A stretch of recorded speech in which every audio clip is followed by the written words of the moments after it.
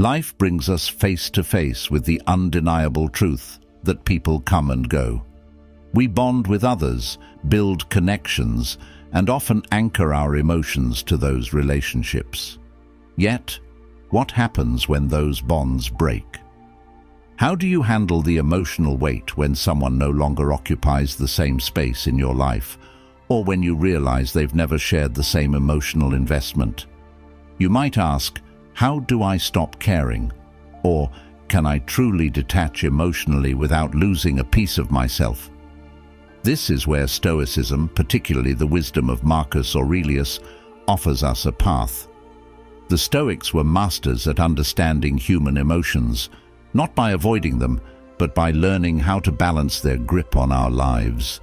Emotional detachment isn't about becoming cold or indifferent, but about regaining the power to act with clarity and inner peace.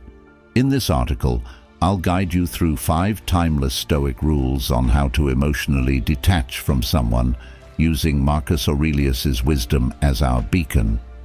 This isn't just about theory, it's practical advice meant to reshape the way you engage with yourself and others.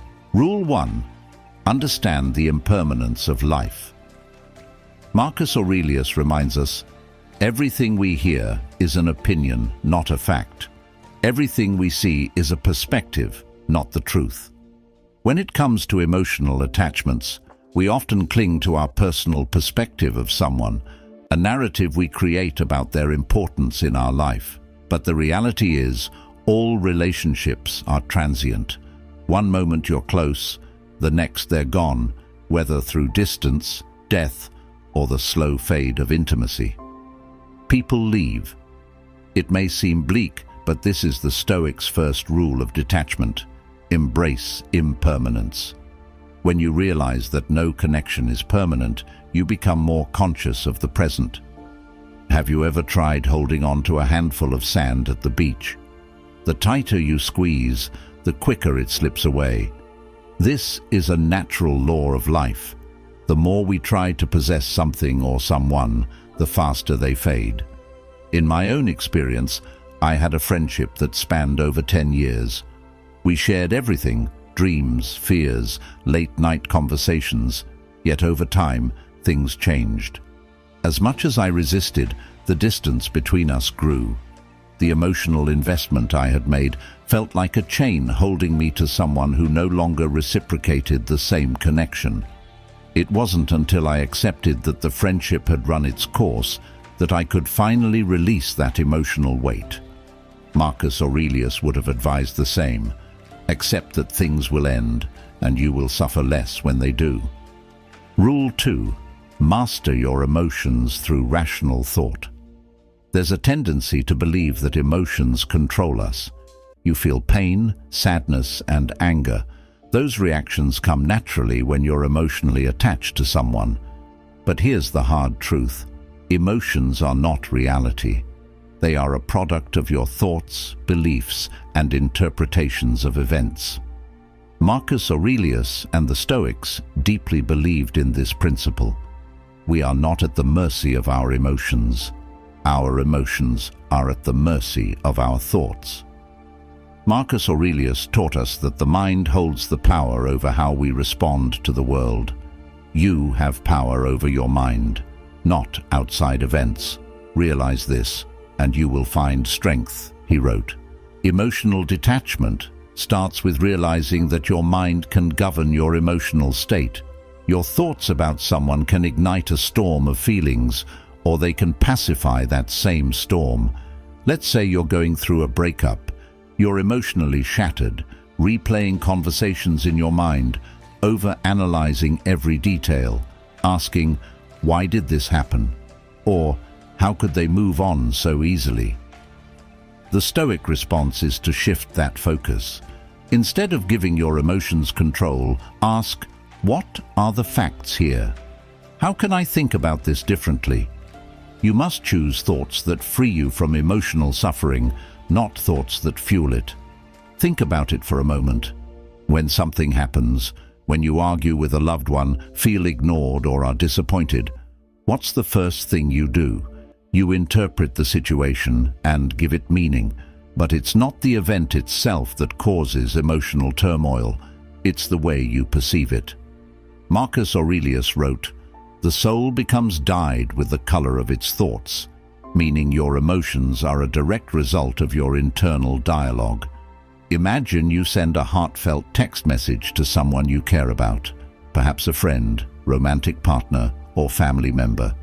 Hours go by, and there's no response. Immediately, your mind starts working overtime. Did I say something wrong? Are they mad at me? Do they not care about me? With every passing minute, the emotions build. First a slight concern, then frustration, maybe even anxiety or anger. But what's the truth of the situation? Is it the delay in their response that's causing your emotional storm, or is it your interpretation of their silence? The Stoic response is to challenge that automatic emotional reaction with rational thought. What are the facts? The fact is that they haven't responded. Everything beyond that is pure speculation. Instead of allowing your emotions to spiral out of control, you pause. You recognize that your feelings of anxiety or rejection are not rooted in reality, but in your own thoughts. Marcus Aurelius's advice: question your thoughts. Don't just accept them as truth. I once found myself in this very situation with a close friend. We had been discussing something important, and suddenly they stopped responding. At first, I thought nothing of it, but as the hours passed, I started to feel a creeping unease. Maybe they're upset with me, I thought. Maybe I said something wrong. By the time the night ended, I had convinced myself that the friendship was on the brink of collapse. My emotions were everywhere: worry, guilt, frustration. But when I stopped to examine what was actually happening, I realized something crucial. Nothing had happened. My friend had simply gotten busy. When I reached out calmly the next day, they responded without issue, completely unaware of the emotional storm I had put myself through. In a rare moment of clarity, I remembered Marcus Aurelius's words: "Focus on what's within your control, your thoughts, your actions, not the outcome or the person's feelings. By redirecting your mind, you will learn to release the emotional turmoil." If you're still watching, please like and comment below with a sign that you've noticed in your own relationships. Your insights might help others recognize similar patterns and foster healthier connections. Rule 3. Practice negative visualization. At first glance, negative visualization might seem like a strange or even counterproductive practice. Why would anyone want to deliberately imagine losing something or someone they care about? Doesn't that just add unnecessary stress? The truth is, this Stoic exercise, championed by Marcus Aurelius, is one of the most powerful tools to help you emotionally detach, not by hardening your heart, but by preparing your mind for life's inevitable losses. The idea is simple but profound. By imagining the worst-case scenario in advance, you lessen its emotional impact when or if it actually happens. This doesn't mean you become fatalistic or pessimistic. It means you're training yourself to accept reality as it is, rather than how you wish it would be. Marcus Aurelius wrote, "Do not disturb yourself by imagining the whole of your life's troubles at once. Rather, as each arises, meet it with calmness and self-control." In essence, negative visualization builds resilience. Imagine a person you're deeply attached to, a partner, a friend, a family member. Now, visualize your life without them. Picture them no longer in your day-to-day life. How does that feel? Uncomfortable, painful. That's exactly the point. The Stoics believed that by facing the emotional discomfort of loss in your mind, you reduce its power to devastate you in reality. I remember practicing this during a time when my best friend was considering moving overseas. We had been inseparable for years, and the thought of them being on the other side of the world filled me with dread. But rather than suppress that fear, I embraced it. Every day I'd imagine what life would be like without their presence. I pictured myself going about my routines, hanging out with other friends, and finding joy in new things. By the time they actually moved, I wasn't blindsided by grief or loneliness. The loss still stung, but I had already mentally rehearsed it, and that made all the difference. Another aspect of negative visualization is recognizing that loss is a natural part of life. Everything you cherish will one day be gone, either through separation, change, or death. This isn't meant to be a morbid thought, but a liberating one. When you stop expecting permanence, you stop feeling entitled to it. And when you stop feeling entitled to something, the fear of losing it diminishes. Take relationships, for example. Most of us, when we enter a relationship, assume it will last forever. We don't plan for things to end. But the truth is, nothing is guaranteed. Rather than clinging to the false hope of permanence, the Stoic approach is to appreciate what you have while you have it, knowing that it will eventually change. This shift in perspective can be incredibly freeing. I once had a relationship where I was constantly anxious about it ending. The thought of losing that person consumed me. But when I started practicing negative visualization, I stopped obsessing over trying to control the outcome. I imagined life after the relationship, and although it was painful to consider, it reminded me to be grateful for the present moment. When the relationship did eventually end, I found myself more prepared than I ever thought I'd be. The real gift of negative visualization is that it strengthens your inner resilience. By repeatedly imagining worst-case scenarios, you develop an inner stability that can't be easily shaken by life's changes. You learn that no matter what happens, you will be okay. And that's the ultimate form of emotional detachment, not from life, but from the illusion that you need things to stay the same in order to be happy. Rule 4. Focus on what you can control. One of the core teachings of Stoicism, and one of the most empowering realizations you can embrace, is that there are things within your control and there are things outside of your control. When it comes to emotionally detaching from someone, this distinction becomes absolutely crucial. Why? Because so much of the pain we feel in relationships stems from our desire to control things that we simply can't. Marcus Aurelius, in his Meditations, repeatedly emphasizes the need to focus only on what is within our control, our thoughts, actions, and responses.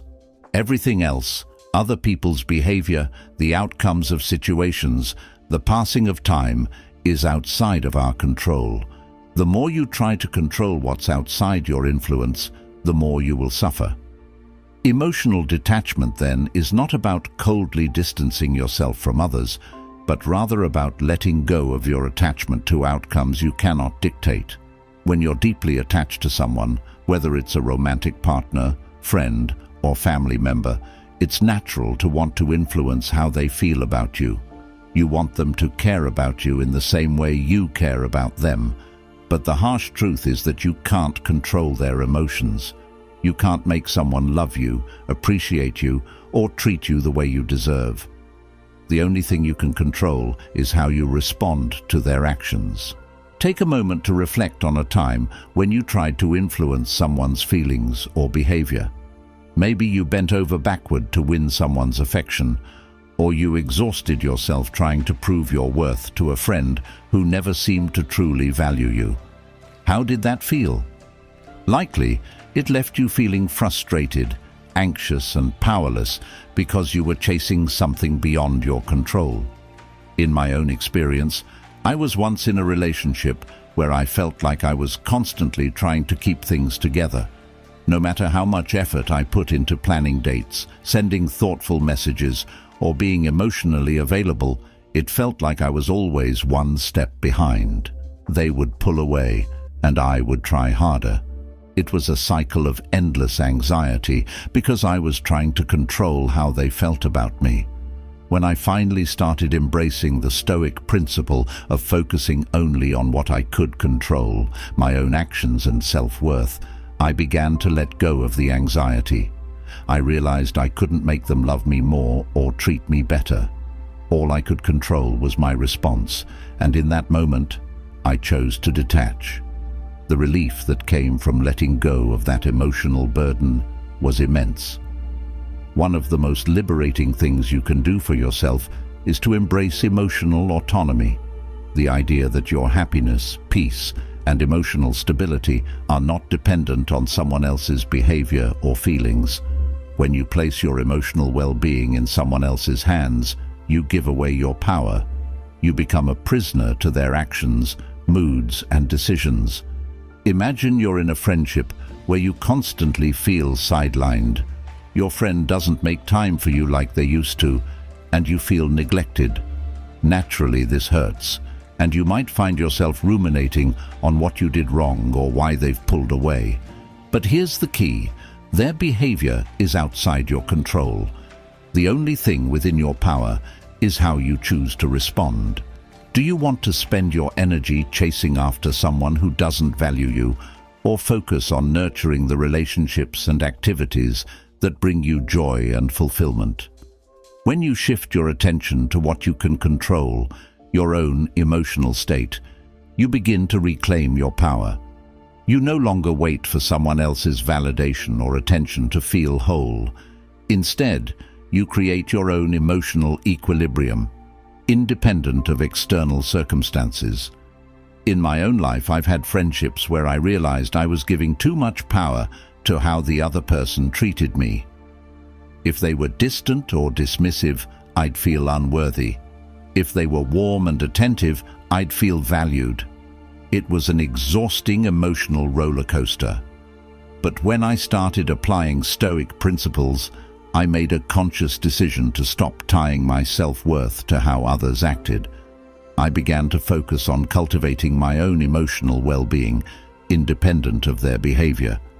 This didn't mean I cared less. It meant I stopped letting their actions dictate my inner peace.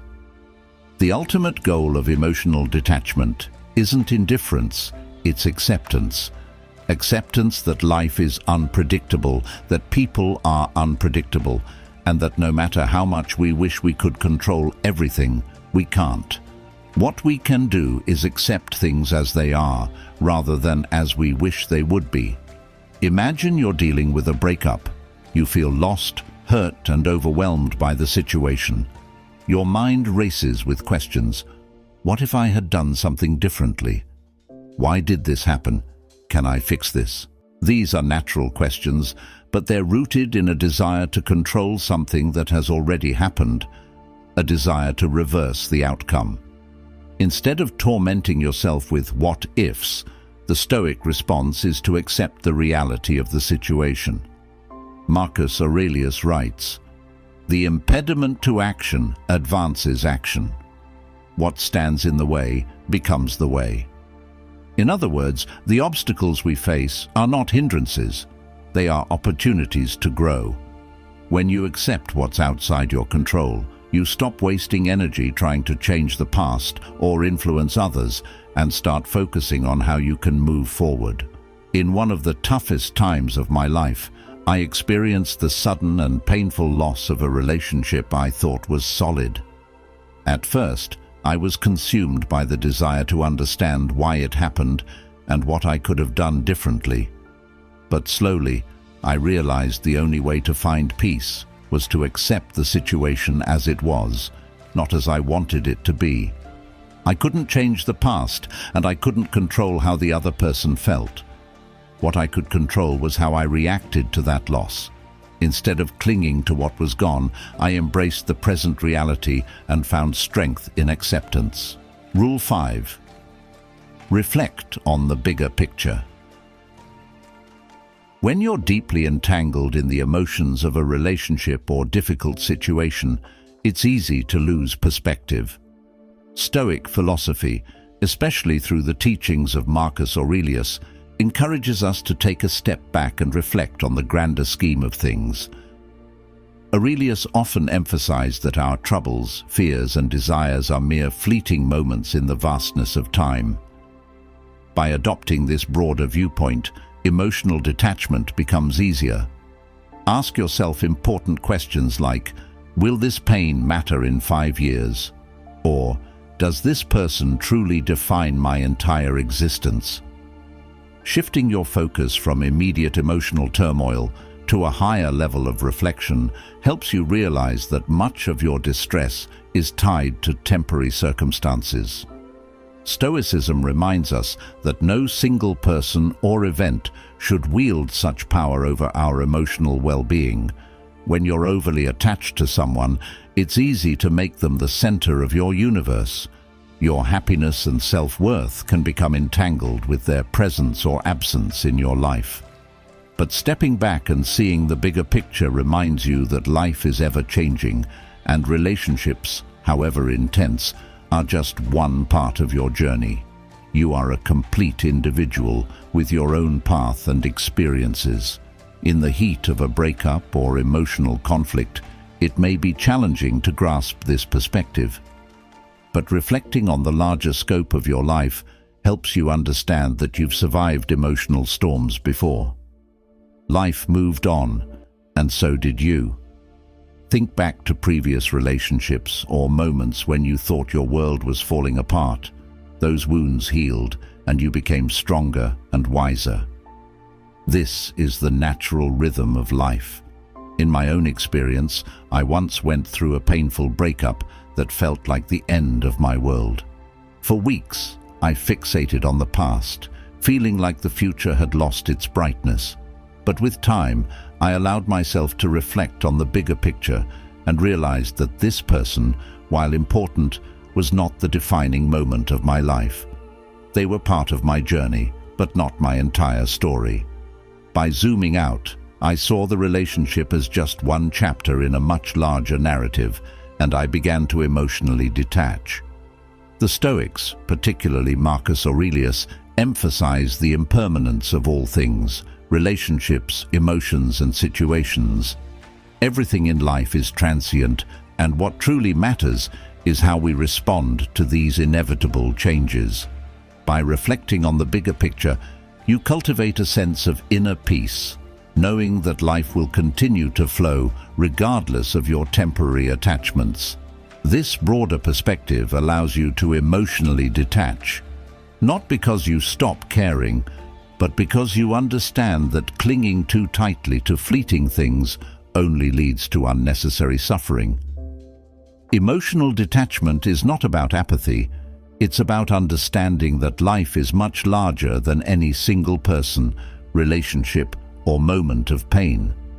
By seeing your life as a vast, interconnected web of experiences, you free yourself from the tunnel vision that emotional attachment can create.